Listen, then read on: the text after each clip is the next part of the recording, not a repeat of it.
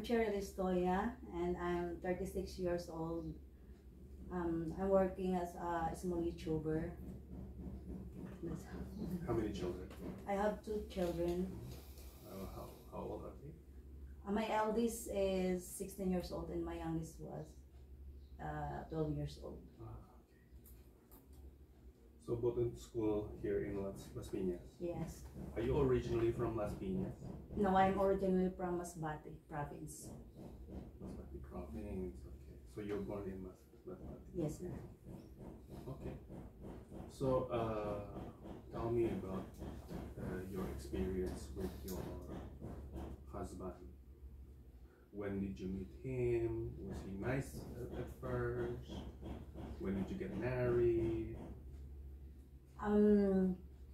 He is my childhood sweetheart, and I was in Masbate, and at the same time is my neighborhood.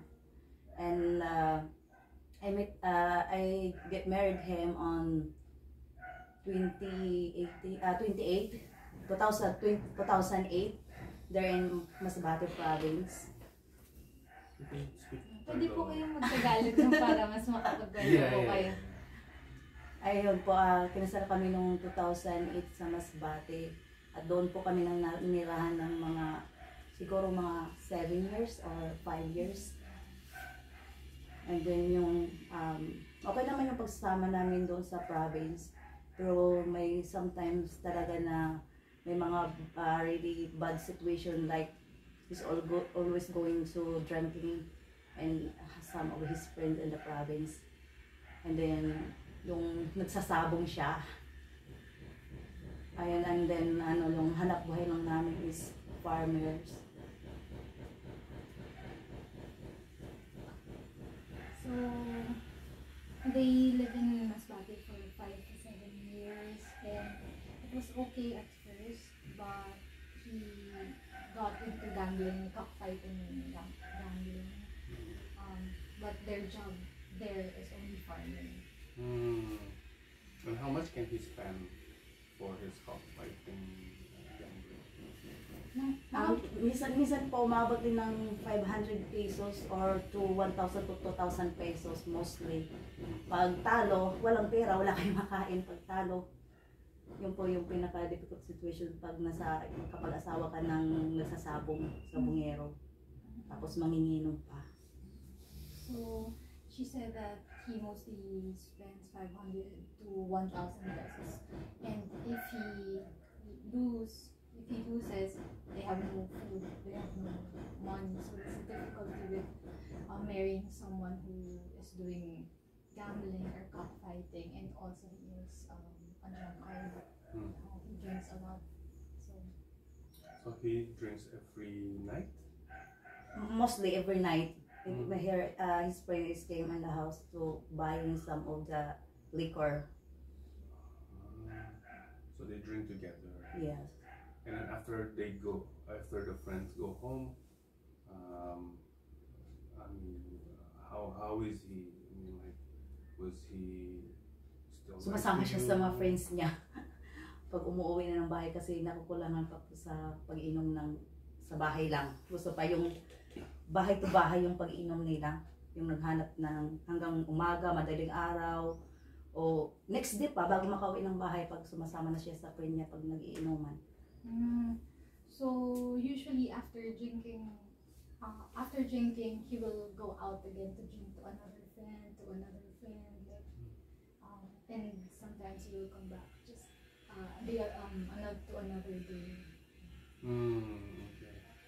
And what is he like when he's drunk? Kamusta po siya kapag po lasing po siya? Minsan po pag aborado siya pag lasing siya. Mostly naman aborado pag lasing siya. Lalo na pag siyempre may mga maliliit ako na anak, pag daw siya na walang pagkain. Ayun, tinatapon niya yung kaldero kasi nga sa bukid, probinsya. Tinatapon niya yung kaldero pag wala siyang makain, lalo na pag walang ulam.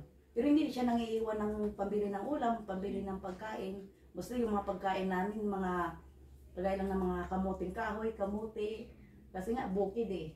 Kung walang bigas, edi kamuti na lang ang kakainin buong araw. So, She said that whenever he comes home and he realizes that there's no food, um, he throws away the pans, the cookwares, um, and because they only live in the farm, they only eat when they don't have money for rice. They only eat sweet potatoes or potatoes. Yeah, but he doesn't even leave them money for food, and he's surprised that there's no food at the table. Have you tried to talk to him about your situation? You keep gambling. There's no money for food. And how is his reaction? Kinausap niyo po ba siya na parang tungkol dun po sa behavior niya na hindi rin naman nagagamble po siya, nagsasabong po siya, pero wala naman po siya din binibigay na pera. Ano pong reaction niya? Ang inaano niya po, kasi pag manalo tayo, marami tayong pera, makabili ng pagkain. Yun laging reason niya. Yung gusto niya yung madali yung pera. Pag may pera, yun punuhunan sa pagsusugal. Pag manalo, makabili siya ng mga pangangailangan namin sa bahay. Pag talo, wala talaga.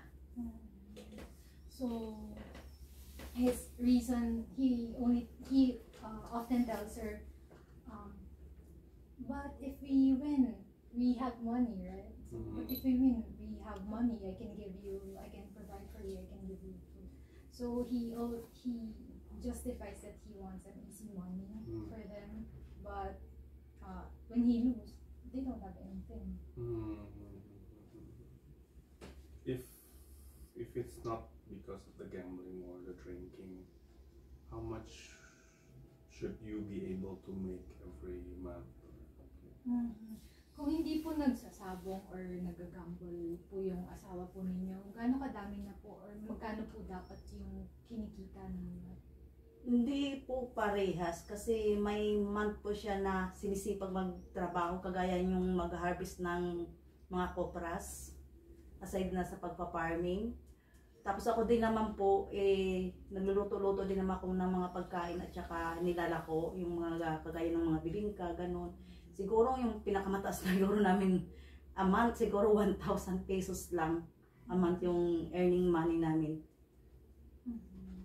So, it really varies because sometimes if he has the energy, if he's not lazy to harvest, he also works in copras and farming copras, and she also cooks and sells it around.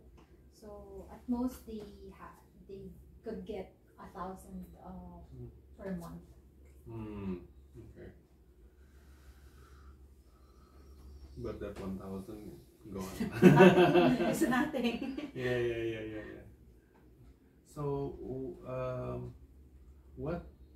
how does that affect your children? I mean, does he come home and drunk, and your children sees, and how does that affect your children? Hindi pa naman masyadong naalala sa mga bata o naapektuhan yung mga bata kasi that time mga maliliit pa sila, yung youngers ko siguro wala pang 1 year old. Tapos yung eldest ko siguro mga 4 years old, like that. So, hindi pa masyadong pinupuna yung pag-iinom, yung lagi niyang nagsusugal. Wala pa sa kanila yun noon. At that time, they're not, her children are too young to really understand and to talk to the dad or to tell on the dad. So, the youngest is not older than 1 year old. Older is just 4 years old. Okay. So what finally make you decide that enough is enough with this man? Kailan niyo po nasabi na parang ayoko na talaga? Hindi yung ako yung umayaw, siya yung kusang nag-abandon sa amin totally parang nangiiwan lang siya sa amin na sa ere na walang paalam, walang pasabi. Basta lang, hindi na siya umuwi sa amin. Nagtrabaho lang siya, hindi na siya umuwi sa amin. Kasi nagtrabaho siya as a construction worker sa Valenzuela. Dito na kami sa Manila back to 2016. nagtatrabaho siya. Every week, umuwi pa siya sa amin, sa Parañaque, kami dati nakatira. Tapos, nung sa kalaunan na, every 2 weeks na lang, every 3 weeks, and then, every 1 month na lang, hanggang sa kalaunan na hindi na siya umuwi, hindi na nagpaparamdam sa amin. Ay yung parang sabi ko, nakakapagod na yung tumulog, ikaw na nga yung tumulog, ikaw pang iniwan. Tapos, walang sustentong bibigay sa'yo. Kung nagbibigay man noong hindi lang siya yung nagtatrabaho, pares kami nagtatrabaho. Yung dalawa kong anak, dinadala ko yan sa trabaho ko sa bakery. Dalawa trabaho ko sa nung time na yun eh. Isa sa araw yaya, sa gabi tindera ng Jory's Bakery.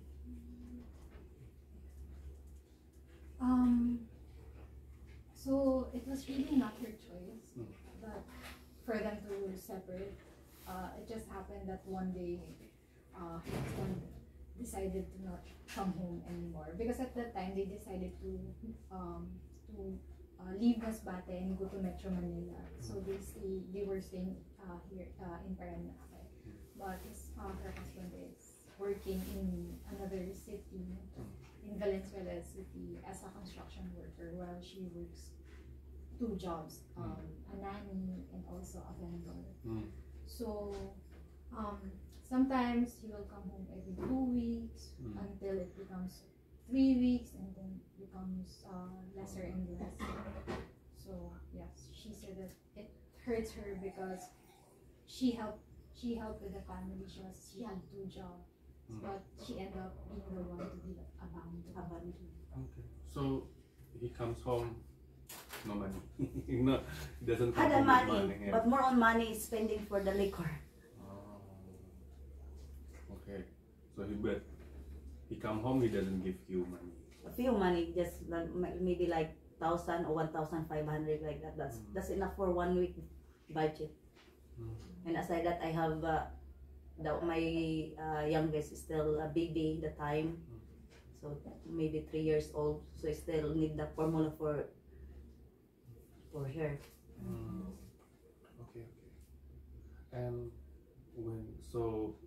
did you decide to leave the house or move somewhere else? Yeah, I decided finally. I moved to Bacoor 2016. Okay. So did your family or did your husband family try to talk you out of it? Yung family po ba ninyo or yung family po ba niya, parang tinry pa kayong pagbatiin or tinry niyo po bang maging okay kayong Sa side ng family ko at saka sa side ng family niya, walang nag-try na pagbatiin kami.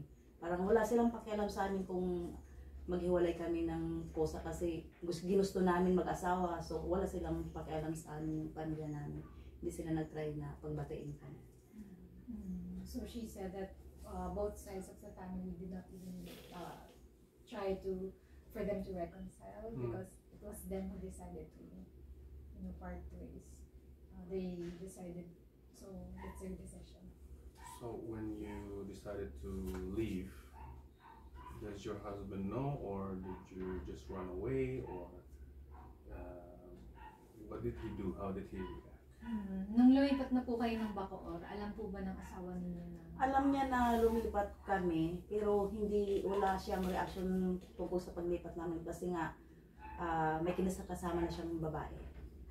Kaya hindi na rin siya naghabol. Although naman, pumapasyal siya nung mga unang-una pa, bago pa lang namin hiwalay, pumapasyal siya doon sa isa kong kapatid na close silang dalawa. Pag dinadalaw niya lang yung 2 bata, pero wala kaming communication sa isa't isa. Yung dinadalaw po niya, yung bahay ng kapatid, hindi kayo? Hindi ako. Yung dinadala na lang po yung mga bata? Parang hinihiram na lang doon yung mga bata. So, he knows that she moved to another city, but at first he tries to go to the children, but they don't really both of them don't really meet. The children just goes to her family member, so he can see his children. And also at that time, he is also with another woman.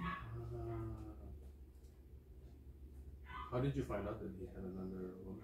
Yeah, her woman is, yung tumatawag siya sa akin, alam mo ba yung yung husband mo na dito sa akin, ayaw niya daw sa'yo kasi bla bla ba, yung kung ano nang sinasabi.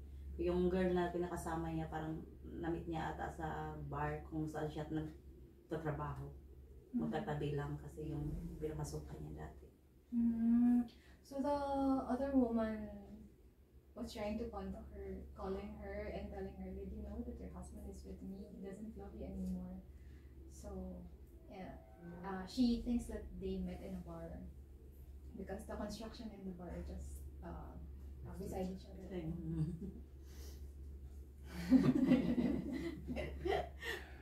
Okay. So, tell me about what happened next. I mean, did you try to get a legal separation, annulment, or? I trying to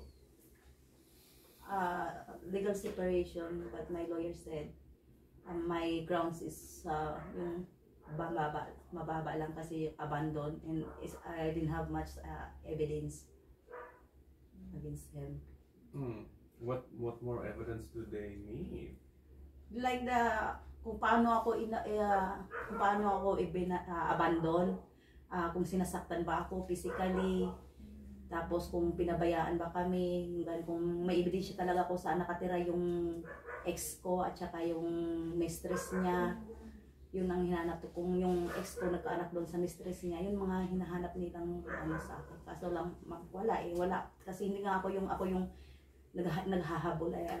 Ako iniwan na talaga. Hindi yung hinahabol ko o hinahapagupad ko ng ebidensya kung saan na yung ex ko, kung saan nakatira. Kaya wala akong evidence kahit isa. So the evidence that she needed to present is that there should have some physical abuse. So they're asking, are you being physically abused by your husband? And she has to also present the address or the house where the husband and the mistress are residing.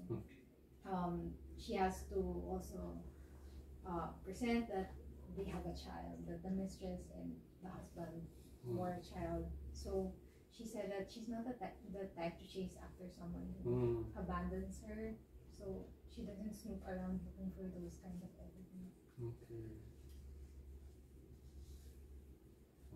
So, this is how difficult it is to get legal separation. Yes. Annulment. And did the case ever reach court or? No, yung kinonsulta ko na lawyer, sabi niya, mababa lang, huwag ka nang mag-try kasi i-dismiss lang din yan ng judge, magsasayang ka lang ng pera. So the lawyer just advised her to don't even try because the judge will just dismiss your case because your case is too weak. Okay. And did, like for example, the lawyer asked you to try to reconcile again, or what did he suggest? Yung lawyer po ninyo, tinry po ba niya na parang magbatiin na lang kayo, pagbatiin na lang po kayo para wala na? Nag-try siya ng ganyan, na nag-advise, pero sabi ko, hindi na mag-work it yan.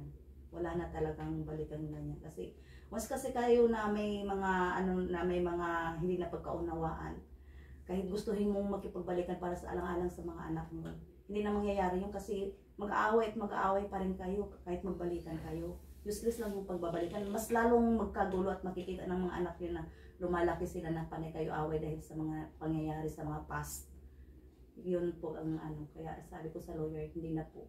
Okay lang na maging single mom, kaya ko na mabuhayin yung mga anak ko na walang tatay. So the lawyer actually advised her that they should just mend their relationship and be together again. But she said that no, once that the relationship is over, it's over. Once that you have a problem, especially kind of problem like this.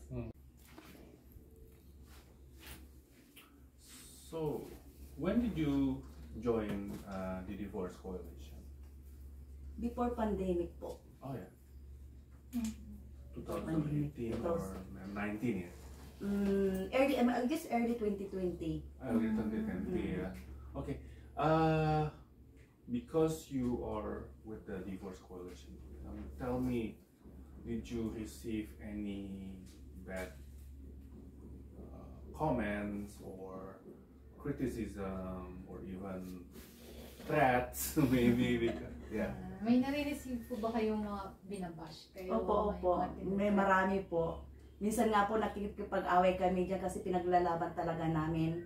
Kasi sabi nga nila, pag once na kinasal na kayo, kamatayan lang yung makikipaghiwalay sa inyo. Hindi sino mang tao, Poncio Pilato yung pwedeng makipaghiwalay sa inyong dalawang mag-asawa. Inaano ko naman na, paano pala yung inabandok na ka, hindi ka na inatsapera ka, o yung mga kagaya sa amin na wala na nga suporta, sinasaktan pa. Nung walang-wala talaga na alam naman namin, hintayin namin hanggang mamatay kami. Yun po yung inaano namin, nagkikipag-away kami.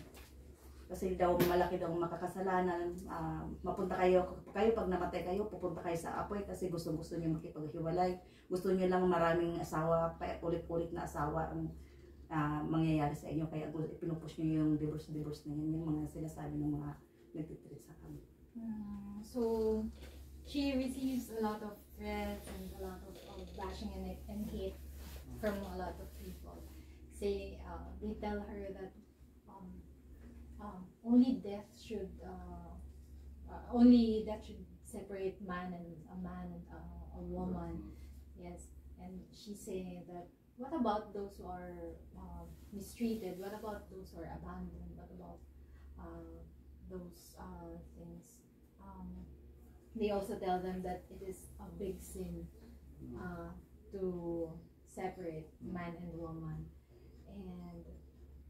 And you will be burned in hell if you and they also tell her that you only push for divorce because you want to marry and you want to marry and remarry again and again and find men again and again. So, are you Catholic? No, I am a Christian. Okay. Well, as a Christian, do you believe that you will go to hell for divorce? As of now, I'm in the neutral balance. It's so hard to tell that I'm going Sa tingin niyo po ba kayo? Parang masusunog sa apoy. or magagalit po ang Diyos kapag po nag-divorce kayo? Kung para naman sa akin, magagalit ang Diyos. Pero may kanya-kanya naman tayong way kasi hindi naman tayo perfecto na tao eh. Sa that wala namang taong nakakaalam kung saan tayo ilalagay ng Panginoon. Kung sa apoy ba o sa langit. Walang taong makakapanghusga sa atin kung saan tayo niya ilalagay. Kundi siya lang talaga. Kaya yun po ang papaniwala ko. Kung sa tingin niya, karapat-dapat doon, di accept. Yun po ang paniniwala ko sa sarili. Okay, so she said that because I asked her, do you think God will hate you if you get divorced? And she said that you really can't tell. Only God has the right to say if you will go to heaven or you will go to hell in Judgment Day. So for her, if God will eventually put her to hell because of divorce, she's okay with that. Yes. Okay. Thank you. Thank you. Thank you din. Ma'am, pwede po ba i-interview din po? Or si Miss